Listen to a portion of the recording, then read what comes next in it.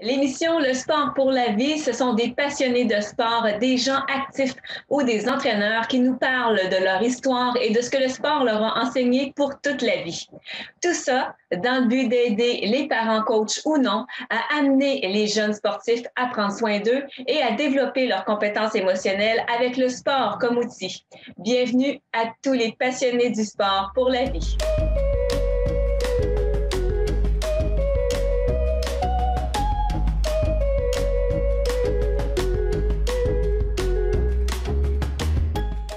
Aujourd'hui, à l'émission Le sport pour la vie, je suis très heureuse de recevoir Justine Pelletier, championne de rugby. Bonjour, Justine. Bonjour. Je suis très heureuse de te recevoir à l'émission, Justine, d'autant plus que le rugby est un sport qu'on n'entend pas souvent parler. Donc, c'était important pour moi de le faire connaître aussi et découvrir à travers toi à nos auditeurs et nos téléspectateurs. Donc, Justine, pourquoi le rugby? Pourquoi le rugby? C'est une belle question. Puis d'ailleurs, merci de me recevoir parce que j'adore parler de mon sport puis je veux répandre la passion le plus possible. Le rugby, eh bien, pour moi, c'est le dépassement, c'est la découverte, oui, de moi, mais aussi de l'autre. C'est plein de contacts, c'est une communauté très grande. Oui, une communauté provinciale, nationale, mais internationale. Donc, pour moi, ça m'a apporté beaucoup, beaucoup, beaucoup. Et tu l'as découvert à Québec? Oui, exactement. Dans le fond, j'ai commencé à Rivière-du-Loup. J'étais une jeune qui allait à l'école secondaire de Rivière-du-Loup, puis je jouais à plein de sports. J'ai fait de la gymnastique, du basket, du soccer, mais surtout aussi, j'ai joué au football avec l'équipe des garçons.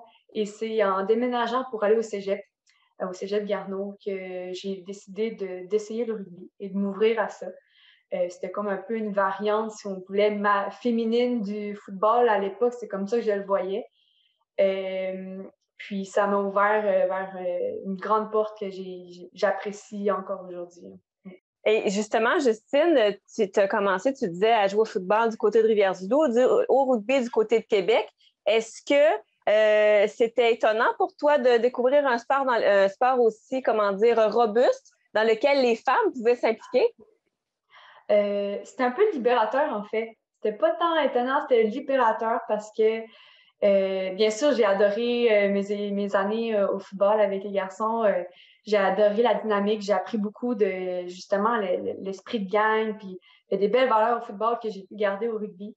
Puis, c'était un peu pour moi, c'était un peu pas une libération parce que je trouvais ça lourd, mais plutôt parce que je pouvais vraiment m'exprimer avec d'autres femmes qui ont un peu le même gabarit que moi ou qui ont un peu aussi cette envie-là de contact, parce que c'est pas parce qu'on est des filles qu'on n'aime pas ça aller au combat, puis on n'aime pas ça se dépasser. Donc pour moi, c'était un peu plus comme dans cette optique-là, la libération, où est-ce qu'il n'y avait pas de football féminin. Puis pour moi, c'était un peu l'espèce de qu'est-ce qui pouvait aller chercher mon petit fort intérieur. Ben donc, Justine, c'était pas nécessairement un rêve pour toi, étant toute jeune, de faire carrière dans le sport, c'est ce que j'en comprends. Je le savais, depuis que je suis toute petite, je le sais que le sport va faire toujours partie de ma vie. Parce que j'ai commencé à 3 ans dans une ligue de basketball quand j'habitais à l'époque à Gatineau. J'ai commencé là, à jouer au basket. Puis quand je suis déménagée à Rivière-du-Loup, j'ai continué le basket, j'ai commencé la gymnastique. Puis c'est vraiment libérateur le sport pour moi. Puis c'est vraiment, ça me vient me dépasser. Je dépense d'énergie. Puis à chaque fois, ça vient me chercher mon petit côté compétitif. Donc pour moi, ça a toujours été clair et net que j'allais faire du sport le plus haut possible, le plus longtemps possible. Donc ça me pousse à faire toutes sortes d'expériences. Donc, tu le dis, Justine, le plus longtemps possible. Actuellement, tu es même du côté de la France pour pratiquer ton sport. Pourquoi désormais tu pratiques ton sport du côté de Bordeaux? Ben justement, le sport, une des beautés du sport, puis une beauté de mon sport, le rugby, c'est que il y a toutes sortes d'opportunités qui s'ouvrent à soi. D'abord, justement, avec les équipes du Québec, on a à voyager, par exemple, pour des compétitions, des choses comme ça. Puis je me suis intéressée beaucoup justement, qu'est-ce qui se passe à l'international? Qu'est-ce qui se passe au rugby chez nos voisins les Américains, par exemple, ou justement nos cousins les Français? Donc, ici, la culture, elle est très ancrée. Surtout dans le sud de la France, c'est très rugby, c'est très... Puis moi, je voulais aller voir, j'étais intriguée par cette culture-là. Puis je voulais aller explorer jusqu'où mon sport pouvait m'amener. Puis pour moi, j'ai vu une opportunité, j'ai saisi tout de suite.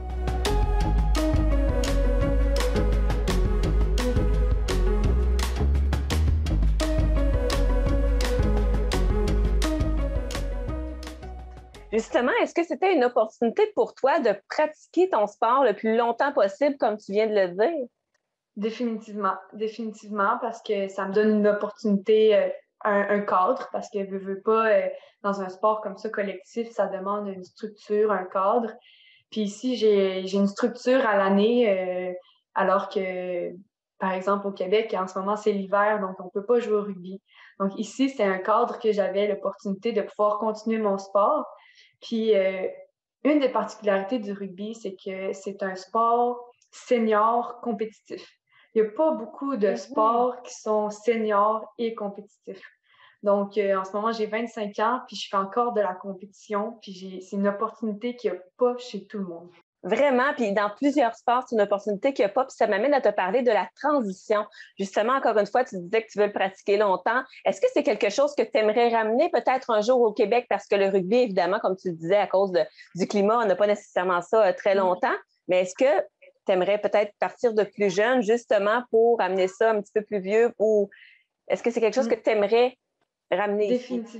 Définitivement. En fait, ce que j'aimerais, c'est surtout, on associe le sport au scolaire. Fait que ça, c'est cool. Il y a beaucoup de jeunes qui s'accrochent au sport scolaire, puis sont comme un peu embarqués par les événements, justement. Là, c'est structuré par l'école. Ils ont leur équipe, ils vont jouer leur compétition. C'est comme normal.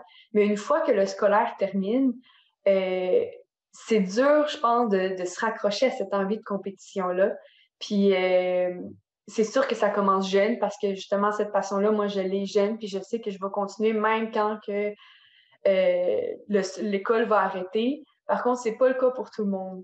Donc, en ce moment, j'aime beaucoup m'impliquer au niveau du coaching avec les jeunes filles, essayer de transmettre ma passion, essayer qu'ils aiment tellement ça, qu'ils veulent en faire pas toute leur vie, mais qu'ils veulent continuer, puis pas arrêter parce que il n'y a plus de structure, tu sais, d'aller chercher le rugby, puis d'aller chercher son sport dans une structure qui existe. Vraiment, c'est un enjeu dans plusieurs sports d'ailleurs, donc c'est vraiment intéressant ce que tu dis. Et justement, tu le dis, tu t'impliques un petit peu au niveau du coaching aussi. Qu'est-ce que tu aimerais transmettre à ces jeunes filles, jeunes femmes-là que tu coaches aussi à tes heures? Oui, ben en fait, il y a beaucoup de choses que j'aimerais leur transmettre, mais entre autres, c'est de se faire confiance. Parce que souvent, on est comme un peu gêné, on n'ose pas s'ouvrir, alors que le sport, c'est une vitrine énorme pour justement se laisser aller puis se laisser s'exprimer. Puis c'est ça que j'apprends beaucoup dans mes équipes que je côtoie ou que je joue avec, c'est qu'il y a une espèce d'ouverture, puis il faut se laisser aller là-dedans. Il faut s'y donner à son 100% parce que il y a beaucoup de choses à apprendre d'une coéquipière, puis il y a beaucoup de choses à apprendre de n'importe quel coach. Puis je pense que c'est quelque chose qui mérite l'effort de le faire.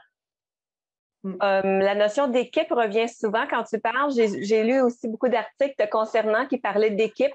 Entre la défaite de 2017, Justine, et la victoire de 2019 au championnat canadien U-Sport, qu'est-ce que tu dirais qui a changé au niveau de l'état d'esprit de l'équipe qui vous a mené vers la victoire?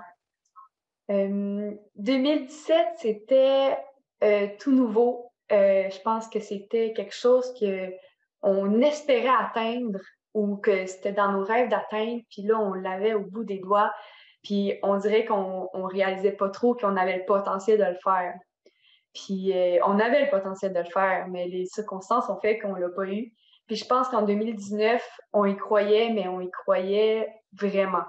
T'sais, on y croyait, là, c'était vraiment, là, c'est pas un « Ah oui, je pense qu'on pourrait le faire », mais c'était vraiment affirmatif, que je pense que c'est ce qui a fait la différence. Et justement, l'expérience de 2017, on a grandi de cette défaite-là. Puis on a aussi su, OK, savoir à quoi s'attendre, puis avoir confiance en nous, puis juste tout donner. Juste vraiment là, y aller, se laisser aller, puis juste s'amuser sur le terrain, puis c'est ça qui a fait la différence.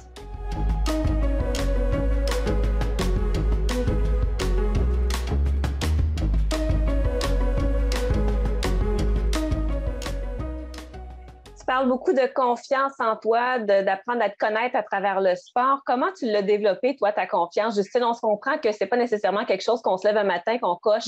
Yeah, j'ai de la confiance en moi, là. Mais comment, selon toi, en tant qu'athlète, tu as développé, grâce au sport, ta confiance en toi? Je pense que la confiance en soi, c'est, comme tu dis, c'est pas quelque chose qu'on coche. C'est quelque chose qu'on travaille tout le temps. Fait que moi, même si ça fait depuis que j'ai 3 ans que je fais du sport, puis là, en ce moment, j'ai 25 ans, je travaille encore sur ma confiance en moi parce qu'il va toujours avoir des obstacles ou des défis, un adversaire plus coriace, si on veut. Fait qu'il va toujours falloir que je travaille sur cette confiance en moi. Puis, c'est un peu, je pense, comment je dirais, c'est de connaître son corps déjà. Je pense que le fait de faire du sport, t'apprends ton corps, t'apprends les sensations, tes muscles qui forcent, des coups que tu reçois, t'apprends à connaître ton corps. Puis, t'apprends à connaître tes limites aussi, parce que il faut accepter que des fois, ça sera pas toujours parfait. Il va y avoir des matchs qui vont être difficiles. Il va y avoir des moments où tu vas te lever le matin puis ça te tentera pas d'aller faire l'entraînement parce que tu sais que ça va être difficile. C'est durant ces moments-là que justement tu te dis je suis capable quand même de le faire puis je vais le faire. Puis au final, tu le fais puis ça va bien puis c'est comme ça que tu sais c'est de prendre c'est de voir au-delà de ce que tu es capable en fait. C'est que tu penses pas réussir une tâche mais fais-la quand même puis au final fais confiance que tes muscles, ils savent qu'est-ce qu'ils font. Puis je pense que c'est vraiment un travail interne, mais c'est aussi d'y aller, même si ça paraît gros, fais-le quand même, puis un moment donné, tu vas voir, ça va déboucher tout seul. Et justement, est-ce que le bien-être chez l'athlète, c'est quelque chose aussi qui te préoccupe? Comment l'athlète va prendre soin de lui pendant le jeu, mais aussi avant et après? Définitivement. Définitivement. Je pense que le bien-être est primordial et peut-être même aussi important, voire plus que le physique. Le bien-être général que je parle. Le bien-être mental, le bien-être bien manger, bien dormir. Ça fait un peu partie de ce que c'est un athlète, puis aussi du sport, parce que tu veux être bien pour ta performance, mais tu veux être bien aussi pour vivre dans ta communauté de sport. Fait que le bien-être, je pense que parfois, il est négligé. Puis des fois, il faut le mettre de l'avant parce que si ton athlète il est bien, il va performer. Puis si ton athlète il est pas bien, des chances qu'il se blesse, qu'il se démotive, qu'il performe juste pas, sont plus grandes du moins. Là-dessus, Justine Pelletier, championne de rugby, hein, on en est fiers, tu viens de notre coin de pays. Oui. On te salue à 6 heures de décalage. Là. On te remercie vraiment du temps que tu as pris pour l'émission aujourd'hui. Ça me fait vraiment plaisir. Espérons vous revoir bientôt.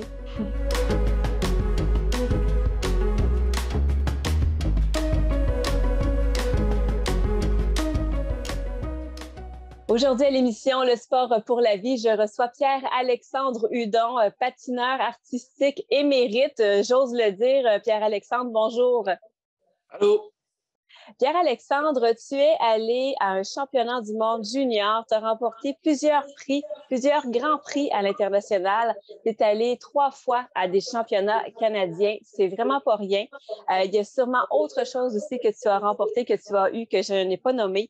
Le club de patinage artistique de la Pocatière peut certainement se vanter d'avoir de grands athlètes dans ses rangs, dont un au nom de Pierre-Alexandre Hudon. Donc, encore une fois, bienvenue Pierre-Alexandre. Et quand je te dis tout ça, au terme de ta jeune retraite, qu'est-ce que tu fais comme constat sur ta carrière là, de patineur artistique?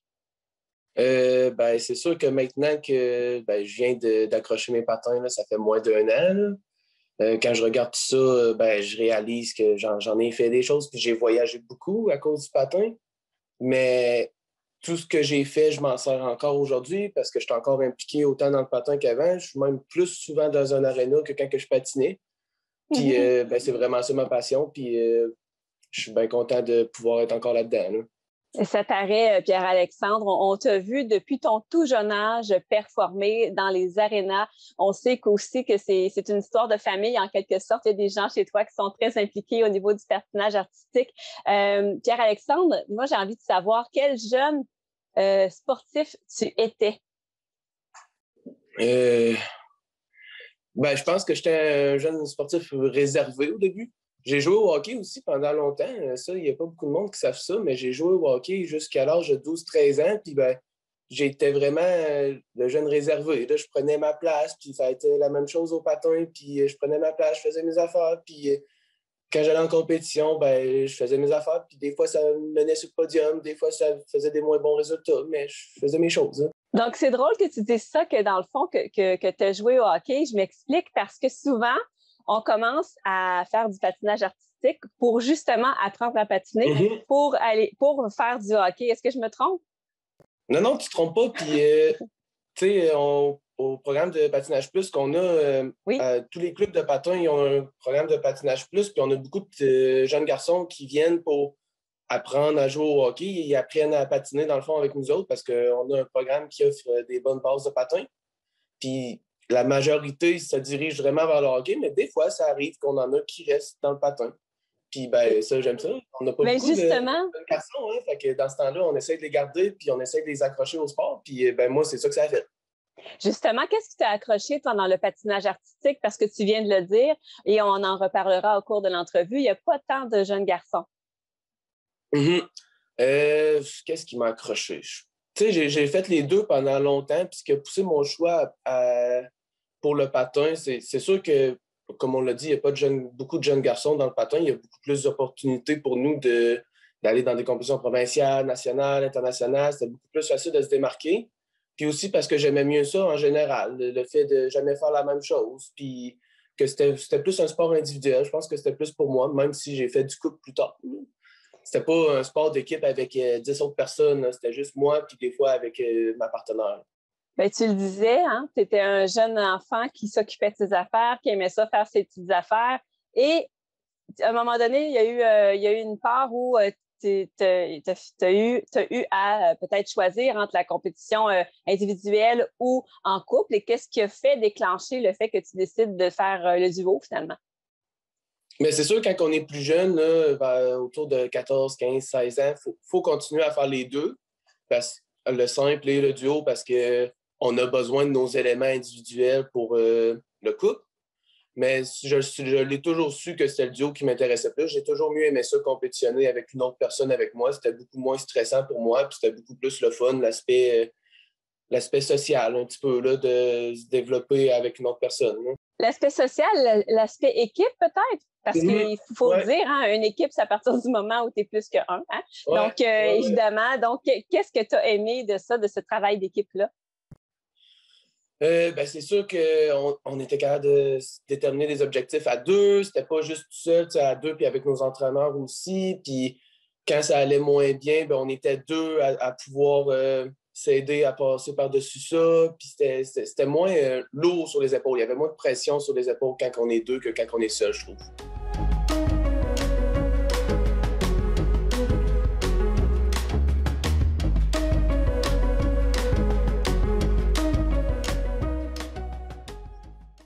Et justement, moi, je suis contente de t'avoir comme invitée aujourd'hui parce que je trouvais la dynamique intéressante parce que je voulais me pencher sur la gestion des relations avec les autres quand on est un sportif parce que c'est un des piliers de l'intelligence émotionnelle et justement, avec le sport comme outil, c'est le thème de l'émission et justement, je voulais savoir comment on arrive à mieux gérer nos relations avec les autres quand on fait un travail où là, on est appelé à être en duo avec quelqu'un d'autre, à être en symbiose carrément, là? Moi, c'est sûr, j'ai jamais aimé ça être en conflit avec quelqu'un.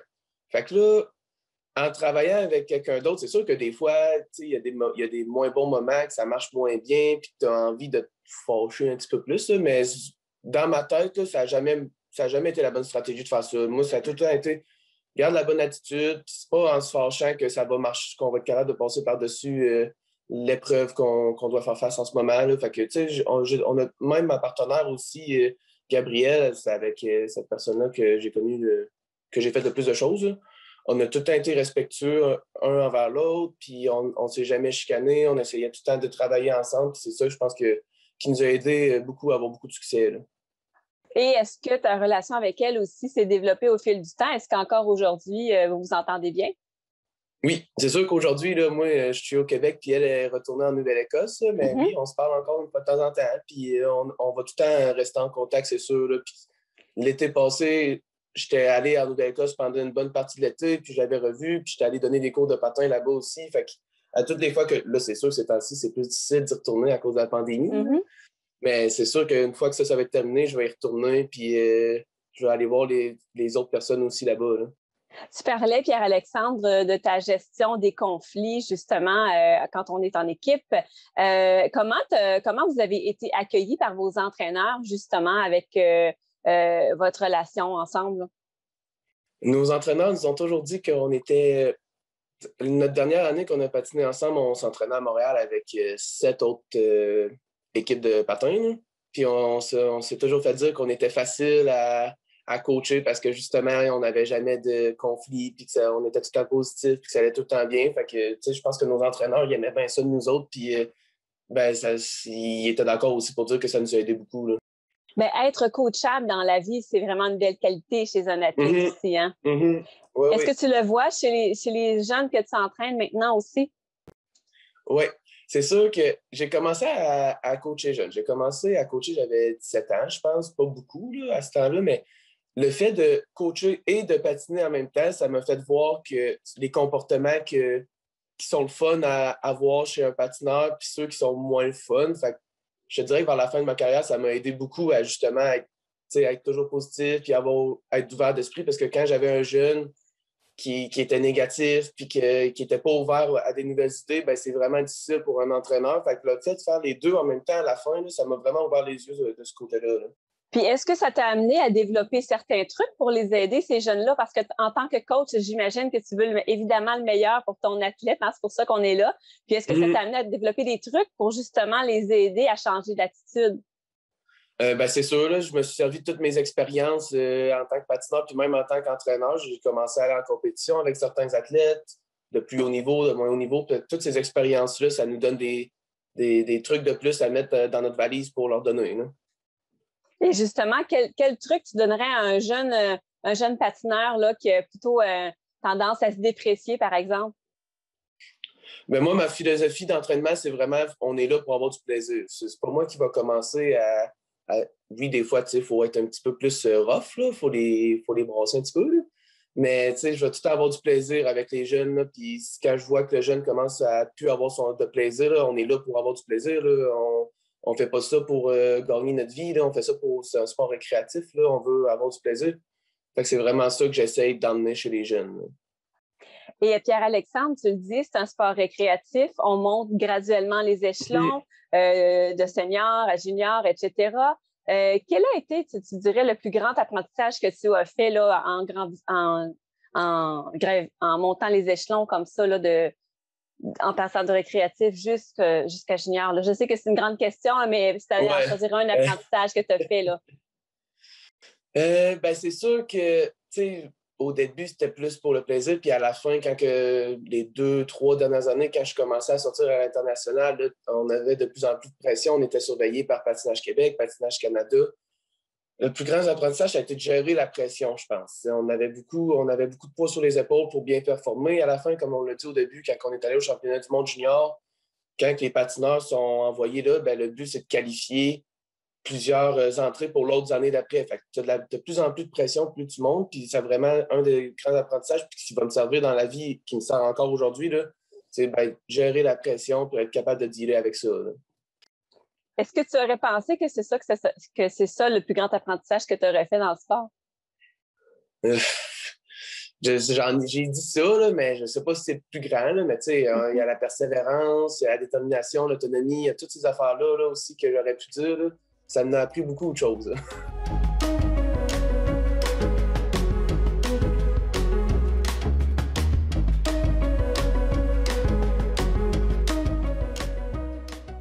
Ça demande beaucoup d'indulgence par rapport à l'autre, Pierre-Alexandre, et par rapport à soi-même aussi, mais je veux qu'on traite beaucoup de la gestion des relations avec les autres. Est-ce que ça demande de l'indulgence auprès des autres? Parce que justement, si ta partenaire fait une erreur là, ça peut coûter quand même assez cher, donc ça doit demander vraiment beaucoup de travail sur soi, là. Oui, ben moi, ce que je me suis toujours dit, c'est si, mettons, ma partenaire faisait une erreur, ben, tu sais, ça arrive, on n'est pas parfait. J'encourageais quand même, puis tout, parce que le jour que ça serait moi qui ferais une erreur, ben, je voudrais pas qu'elle se mette à être fâchée contre moi et qu'à être déçue. Fait que, tu sais, c'est une relation en deux sens, là. Tu fais pas aux autres ce que tu veux pas te faire faire à toi-même, là.